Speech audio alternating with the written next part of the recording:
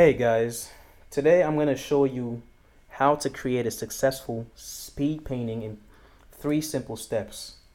I'm sure most of you have tried to create a speed painting before and failed miserably because it's not really easy to create something in 30 minutes, you know? So I'm going to give you these tips so you can get better faster if you actually put these tips to practice. And tip number 1 would be to start with a simple line drawing. Keep it simple. You want to keep the composition simple and dynamic. You don't want to have too many things going on, because when you have too many things going on, it means you got to spend more time working on those things. You don't want that now, do you? You also want to have a familiar subject matter, because you're not going to have that much time to look up reference photos. So you want to stick to something you know, something you can draw from memory. You want to stick to something familiar, guys. And once you are done with the basic line work, you can move on to step 2. And step 2 would be to do a quick rendering. You want to work on the entire piece. You don't want to spend a lot of time working on one corner. Don't do that. If possible, you want to keep it in black and white. And you want to have some really strong contrast, because you're not going to have that much time to render. So it would help if you have some strong contrast. And you can use a bigger brush. That would really help, because it would stop you from working on the details at this stage, because you really don't need to be working on details at this stage. If you're going to work with color, you want to keep the colors simple. Once again, you don't want to have 1,000 colors in there. It's a lot better if you have a limited color palette, since you only have so much time to work on this. You know, you want to play around with the the positive and negative shapes. You want to play around with those a lot. Make them very recognizable.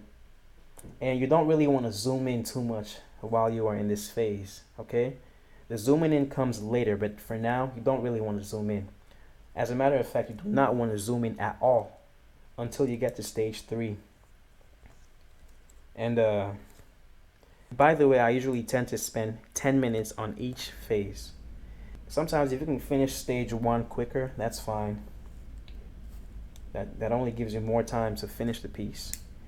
And now I'm going to go to step 3. Step 3 would be to add the finishing touches. Once you are done with the line work and the basic rendering, you want to add the finishing touches, okay?